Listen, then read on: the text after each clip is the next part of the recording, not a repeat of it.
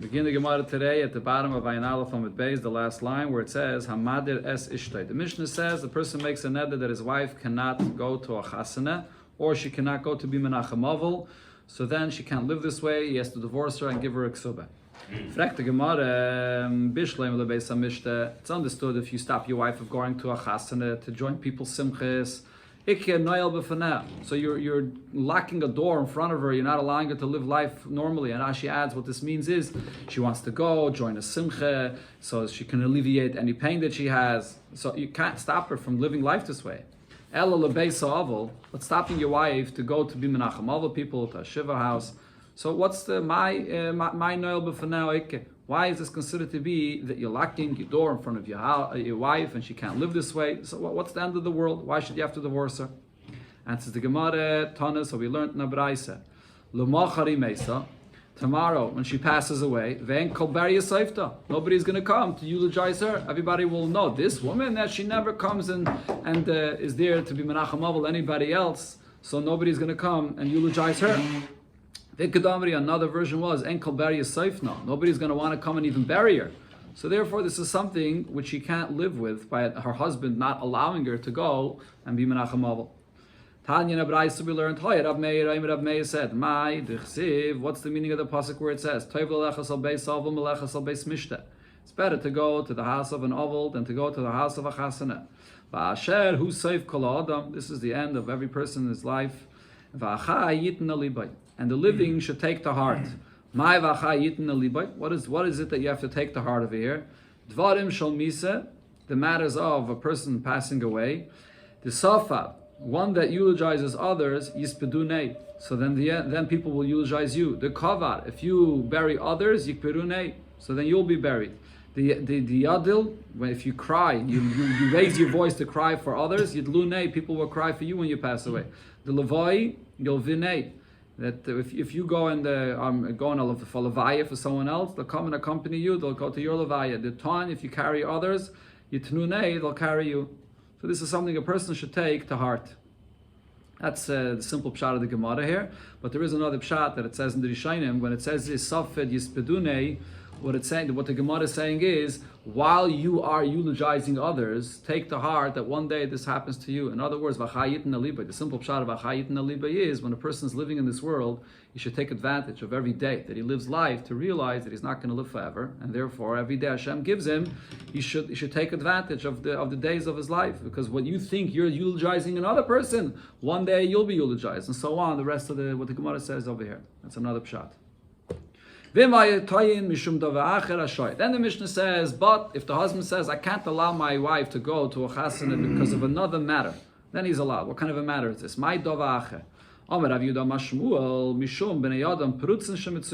person makes this neder, he tells his wife, there are inappropriate people there are people that have a vulgar behavior that I want you hanging out with them, so then he's allowed to make such a neder. What Ravashi explains, this is only if we know this as an established fact, that this is a place where there are people that are inappropriate that are there. But if this is not an established fact, a person can't use this as an excuse. He's going to say, I'm making a neder, I don't let you go to a chasana, and he gives this as an excuse because there are vulgar people there. But it's only if it's something that we know as a fact, then he will not have to divorce her. Then the Mishnah says he tells his wife that he makes with her a neder, you can't have enough from this or from that, only on the condition that you go and say over things that I told you or so other people told you. Let her say, Rav Yehuda says, it's talking about certain degrading or embarrassing things that he's forcing her to say publicly, and that's something that she can't do. Then the Mishnah said, she fills up and she empties out into the garbage. And that's also something that she can't live with, and he has to divorce her. Let her do what her husband wants from her. What's the problem with this? Rav Yehuda says in the name of Shmuel, what this means is, he's telling her, she should fill herself and empty herself. In other words, what he's saying to her is, she should make an effort that she should not become pregnant. That after she fills herself, she should empty herself out from the zera, not to become pregnant. And that's something that she can't do. In a Braisa we learned another pshat. Her husband tells her, fill up 10 jugs of water, v'tara lashpa, and spill it out into the garbage. Fragt the Gemara, according to Shmuel, we understand, he has to divorce her and he has to give her a ksubah because he's demanding of her to make an effort to do things not to become pregnant. So that's something she can't do. According to what it says in the Braise, that he's asking of her to fill up jugs of water and then spill them out into the garbage. Why does this bother her? Tiyavet, let her do this. How could he demand of her to do such a thing? She'll look like a fool. She can't live like this. Her husband asks her to do things that make her look like a shaita. Rav Kahana said, similar to this idea, that she doesn't want to look like a shaita, Hamader es ishtai, a person that makes a neder for his wife, shalei tishal, that she can't borrow anything from her neighbors, v'shalei tashil, and she should not lend things to her neighbors, like a nofa, a kivra, a sieve, or a sifter, v'rachayim, a mill, v'taner, a oven, yaitzi v'iten ksuba. He has to divorce her and give her a ksuba. Shemasiya shem ra b'shchineseh. He's letting out a bad name on this woman, that she's selfish, she doesn't borrow, she doesn't lend anything to anybody. Regarding when it says here, the Chaim and Tana, there's a discussion in the Mefarshim whether this means a movable mill and a movable oven, like you want to lend to someone or borrow from someone a toaster oven, or an actual oven that's like fixed into the ground, that he can't stop her from even allowing other people to use the oven when they come into her house. Even though other people are coming into your house, he can't stop his wife of letting people into the house. Tanya Nami Yachi, we learned this in Abraisa as well. She shouldn't borrow, she shouldn't lend to people. Nafa, kivra, a chaim, a tana, a sieve, a sifter, a mill, or an oven. Yaitzi, v'yitin ksuba, he has to divorce her and give her a ksuba. He's causing her to have a bad name amongst the neighbors. And the chain hisha nodra, she herself as well, that made such a neder on herself. She won't borrow, she won't lend. Nafa, kivra, a chaim, a tana. And also, that she's not going to weave beautiful clothing for the children, like it was in those days, that the mother herself made the clothing for the children. So she goes out without a ksubah. She's causing him to have a bad name amongst the neighbors, that his wife is selfish and then nobody can borrow things from them. So therefore, over here, because she made the neder, so he divorces her and he does not have to give her a ksubah.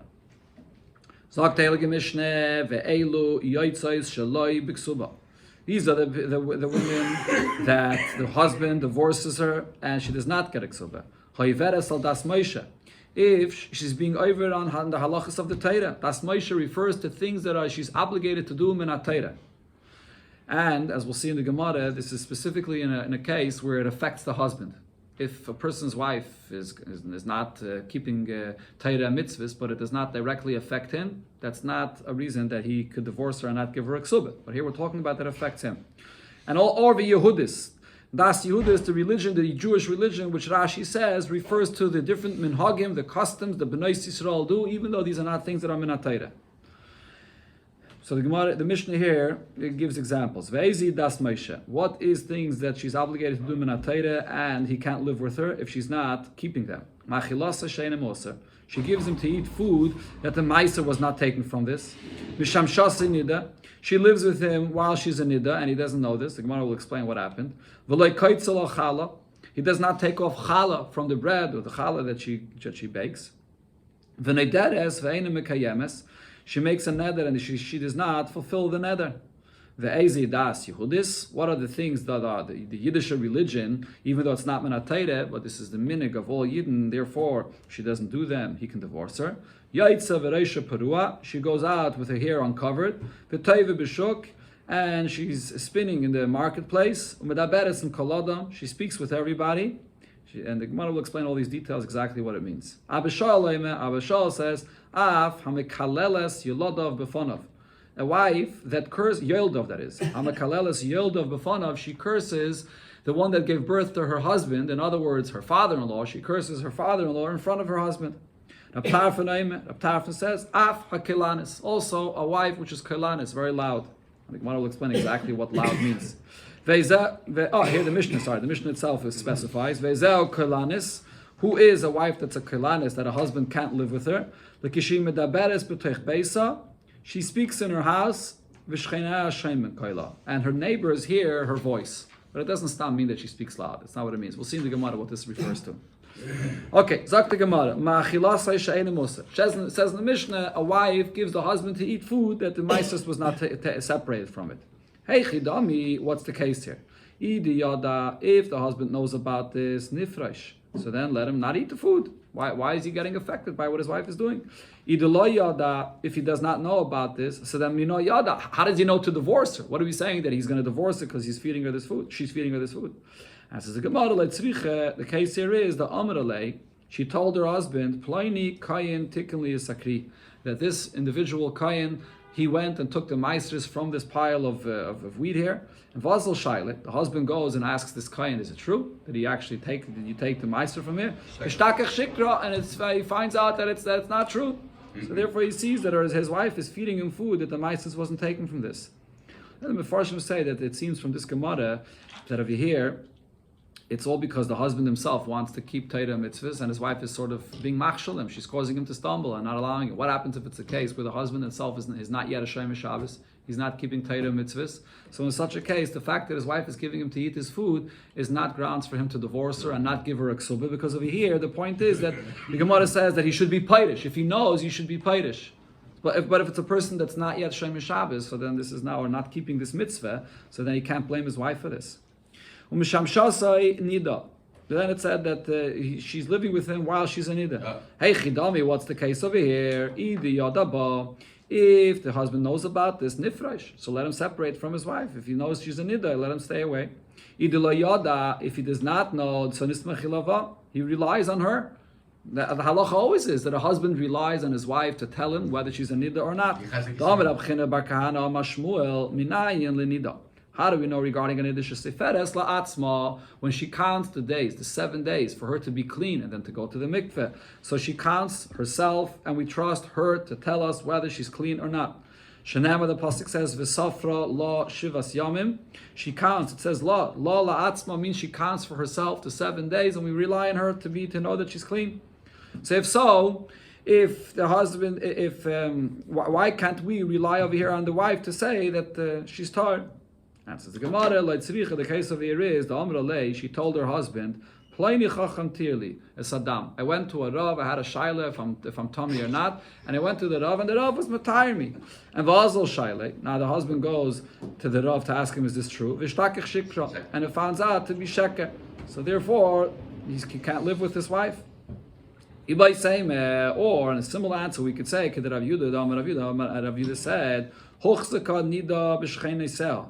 If this woman was amongst her friends, they knew, and neighbors know that she's a nida. We once had before in the Gemara that in those days, when a woman was a nida, she would wear different clothing. So therefore the neighbors know about this. Laika alel mishum nida. So then, if the husband is still living with her, the fact that everybody knows that she's a nida, this is enough of a reason to give him malchus for being with her, for having marital relations with her while she's a nida. So over here as well, the case over here is that everybody knows that she was a nida, but to her husband, she hid this fact, and she told her husband, I'm not a nida. And then the husband finds out from the neighbors, everybody knows that she's a nida. So in such a case, he can't live with her. She doesn't separate the challah from the dough when she bakes the bread. Hey Chidami, again the Gemara asks, what's the case over here? If the husband knows about this nifresh, so let him separate, not eat from this bread. If he does not know about this, mina yada. So then how does he know that he wants to divorce her? And says the Gemara, she told her husband, this individual which needs the dough, he separated the challah from me. Vazel Shaila, the husband goes and asks, and it found out to be a lie. The wife makes a neder and she does not fulfill an nedarim. So the Gemara now explains, how does that affect the husband? Like I said before, all these things, if the wife is not religious, so she's not keeping Torah, if it does not affect the husband, it's not grounds to divorce her without a ksubah. It says the Gemara, because the master said, if a person makes a neder and doesn't keep it, the children pass away, so this affects the husband, his children. Shenema, the pasuk says, don't allow your mouth. You make a neder to sin, and then the continuation of the pasuk there, it says that that the Eibishter will then damage the work of your hands. So the Gemara explains, what does that mean? What is the work of the person that this pasuk is referring to over here? This refers to a person's children. If you don't keep your nedarim, it could affect the person's children. Rav Nachman brings another pasuk, l'shav hikesi es b'neichem. So the simple pshat of the pasuk is, for nothing I have hit your children. But what does this pasuk mean? L'shav, which means al iske shav, because of a person that makes a neder and he does not keep it. So for this, a person's children could be affected. Tanya and Abraisa we learned. Rav Meir said, if a person knows that his wife is, because she could make nedarim and then she will not fulfill them. So what should he do? Yachzar v'yadirena. Let him make a neder for her that she shouldn't be allowed to do certain things. So the Gemara explains, what does this mean? Yadirena. The husband should make a neder for the wife. How's that going to help? If she herself does not keep her nedarim, so why should the husband make additional nedarim for her and she won't keep them? Answers the Gemara, how is he helping the matter here? Ella, the Gemara explains, what this means is, Yachzar v'yachnitena. Let the husband instigate his wife and get her upset. Kedei shetider b'fanav. So like this, if she's making a neder, if the husband is concerned that his wife makes a neder and she's not so religious and he knows she's not going to keep her neder, so let you be the one to instigate her to make a neder, and then she'll make a neder. And v'yafalo, now that you're aware of the fact that she made this neder in front of him, you will nullify the neder, and therefore she won't have to keep it because you nullified it. Amrullah. So this is what Rav Meir's eitzah was. Amrullah, they said to Rav Meir, in such a case, if you know your wife won't keep a neder, you can't do this. Just like a person can't live with a snake in one basket. If you know that your wife is not religious and she's causing you to be over in certain things, or in this case, the Gemara says a person's children can die, so you can't live with such a wife. Similar, the Gemara says, Tanya Rav Yehuda said, person knows that his wife does not separate challah. So yachzer v'yafresh achareh. So you should go and he should separate the challah from the dough after his wife. His wife did not, so he has to go ahead and do it, and he can live with her. Amrullah. So again, he said to Rabbi Yehuda, Ein adam darim nachash b'kfifa, that if his wife is not religious and she's not doing this for him, he can't live with his wife like a person being in one basket with a snake. So the Gemara, now we had these two different statements here, these two machlokes regarding whether regarding the darim, if a person could live with his wife, or regarding challah, if a person can live with his wife. So the Gemara says, Man the masnin lo aha, the one that said over here regarding this case of challah, that a person can separate the challah, kol shkein ahach, most definitely that a person can take care of the issue that he has, that his wife may not keep a neder. So Rashi explains, because a neder is not something as common as baking challah. She could be baking challah every day for her husband. A neder is something that you're concerned about, if that's not something so often. So definitely that would be something that the husband can take care of by trying to see that she should make a neder in his presence and he'll nullify it. The one that says that regarding a neder, which is not so common, so the husband will nullify the neder, so that's only regarding a neder, which is not so common. Regarding baking challah, and she does not separate the challah, zimra de mikri v'yachal. This is something that's much more difficult for him to be careful with. It could happen that he'll end up eating it without separating the challah. Back to the Mishnah, it said, Ve'izeo das Yehudis. What is the das Yehudis, the Yiddish religion, that we say that even for this, he could divorce his wife without a Kesubos? Yaitze v'reisha parua. She goes out of the house and her hair is uncovered. Frek the Gemara, reisha parua. Does this Mishnah mean literally that she doesn't cover her hair? Dairaisi. This is an obligation in Atayra. The Chsiv, the Pasuk says, Ufara as Reisha Isha, when it comes to a Saita, so that she has to uncover her hair. So Rashi says, from the fact that we do this in order to make her disgraceful, that shows that usually it's also for her to uncover her hair. Okay? So how can we say that this is considered to be Das Yehudis? This is an obligation in Atayra to cover your hair. V'tana devei Rabbi Shmuel, Azar elubnei Yisrael, from that pasuk we learn that a Jewish woman that's married is not allowed to go out with her hair uncovered. Answers the Gemara, the head covering doesn't have to be so complete. Kalsa shapedami, just by putting a basket over her head and covering the hair, even though there are some hairs that are exposed, it's still okay. But das Yehudis, but the custom of the Jewish women that they accepted upon themselves, afila kolsa nami yosef, that even with this basket that covers the hair partially is not allowed. The hair has to be completely covered, and therefore, if she goes out and her hair is not completely covered, this is grounds for a husband to divorce his wife without Kesubos. Amar Rabasi, Amar Rav Yechanan, Rabasi said in the name of Rav Yechanan, Kalsa Eimva Mishum Paru Araish. A wife that covers her hair with this basket, so this is not considered to be that her hair is uncovered. Havi bar Rab Zeira asked about this. Heicha, where was Rav Yechanan speaking about? Is he speaking about outside when she walks in the street in public? So didn't we just say that das Yehudisi, that this is the Jewish custom that all women accepted upon themselves to cover their hair completely? So how would Rav Yechanan say that this is a acceptable head covering? The El he must be speaking about when she's in her own private courtyard, where there's nobody else there. So over here, she can cover her hair in this way. So fragt the Gemara, if she has to cover her hair even when she's privately in a place when other people are not there, in her own courtyard, so then you're not giving space for any woman to be married to any husband, because in a private place the women don't cover their hair, and therefore why should she be divorced because of this? How could you say that the Kol Sa'im Ba Mishum Piru Arosh means that she has to cover her hair even in a private place, in a chutzner, in her own courtyard? Amar Abaye, V'yitay Rav Kahane, we're speaking about Michotzer L'chotzer V'derech Mavli. We're speaking about her not in her own private courtyard where there's nobody else there, not out in the street where there it's the minig that she has to cover her hair completely, without any hair sticking out. Talking about the alleyway going from one chatzah to another, which is not such a public place, but it's not private completely either. Over there, Rabbi Yechanan said that kalsa to cover her hairs with a basket, that's good enough.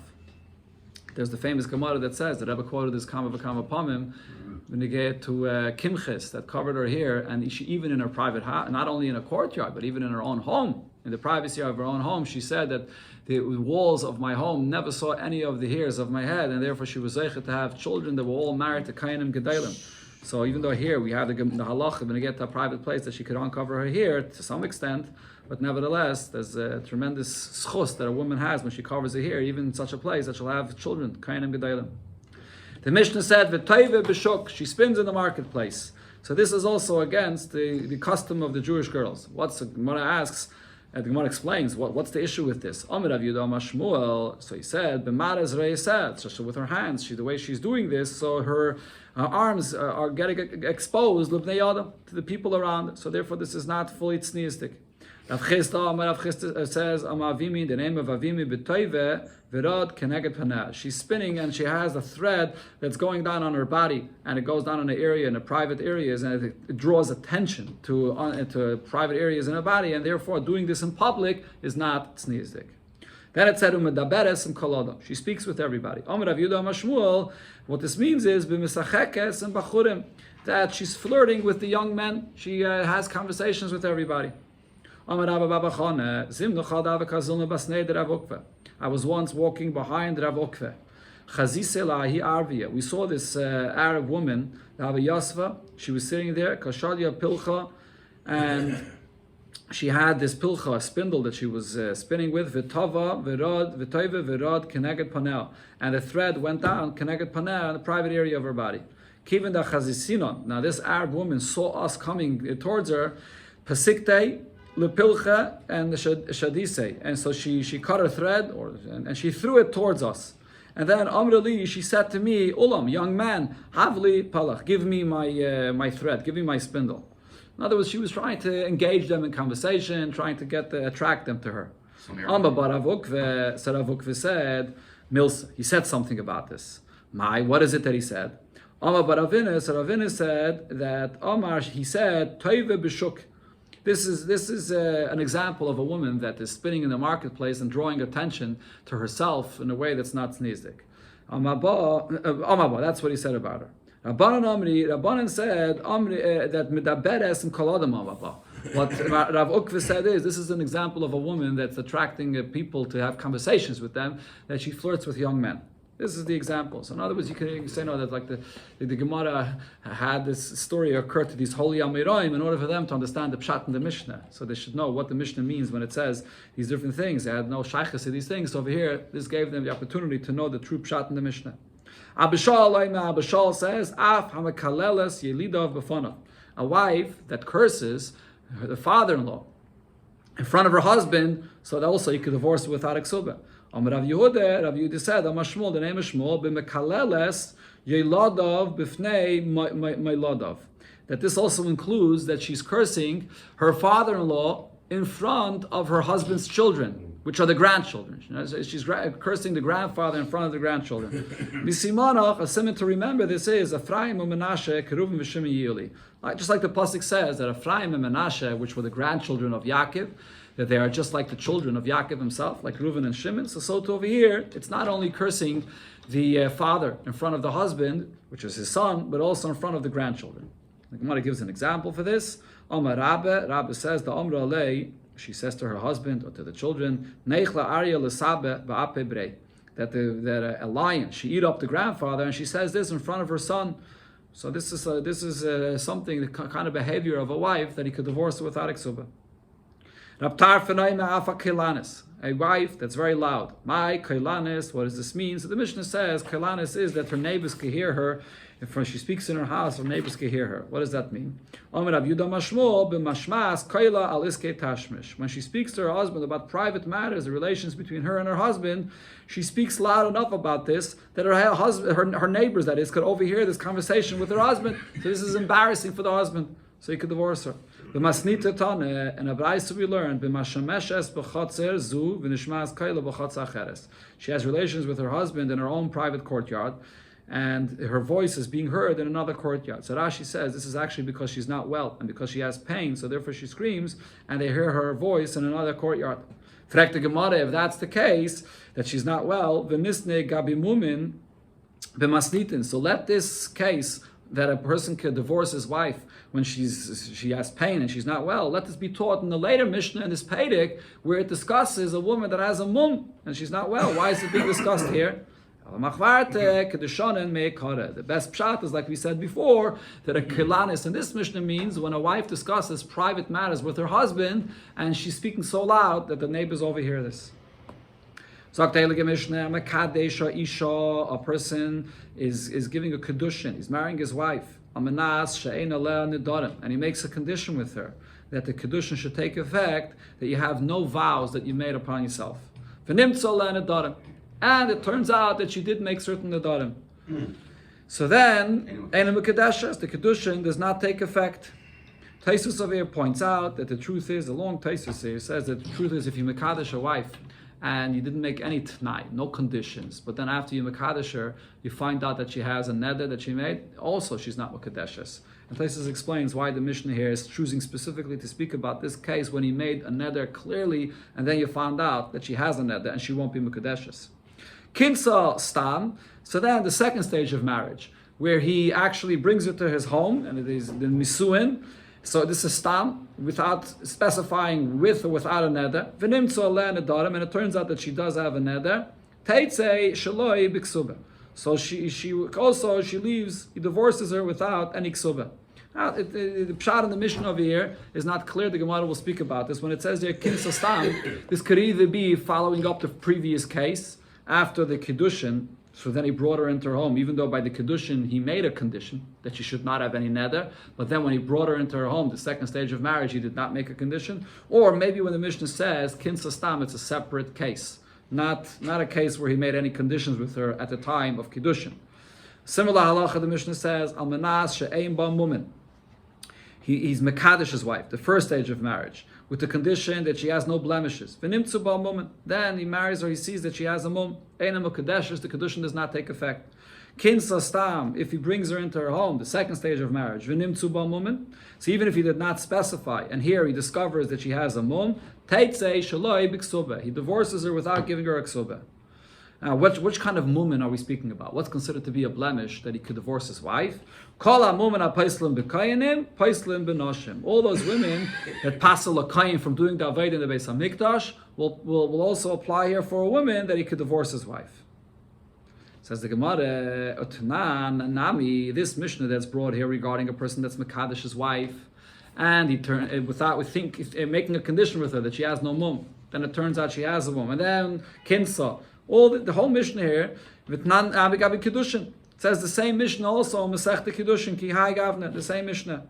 So why does it say the Mishnah here again?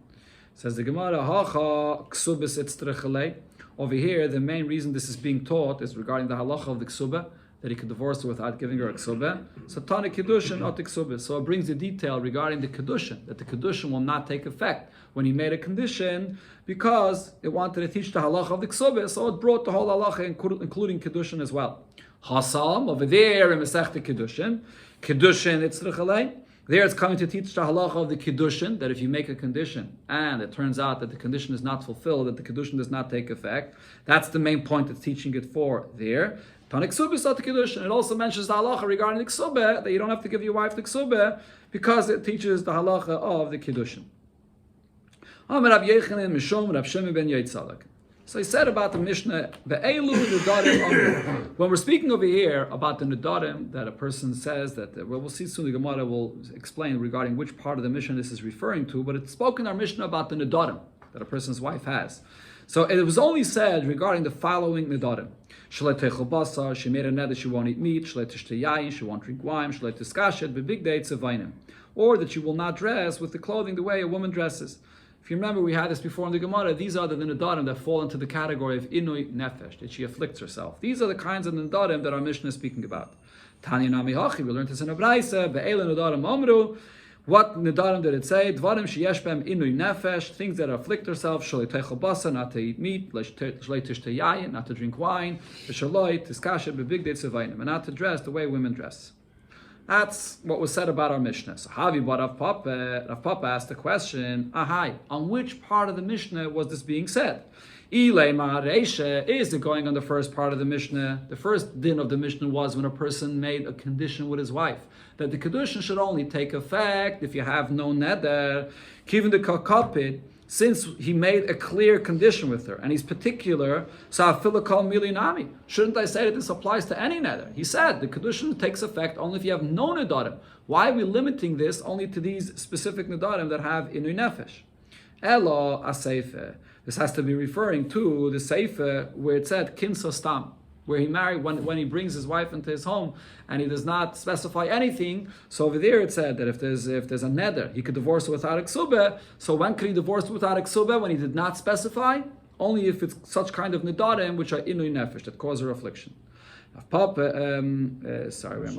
Ashi says, La'olam areisha. I could say that this actually refers to the reisha where the husband made a condition with her.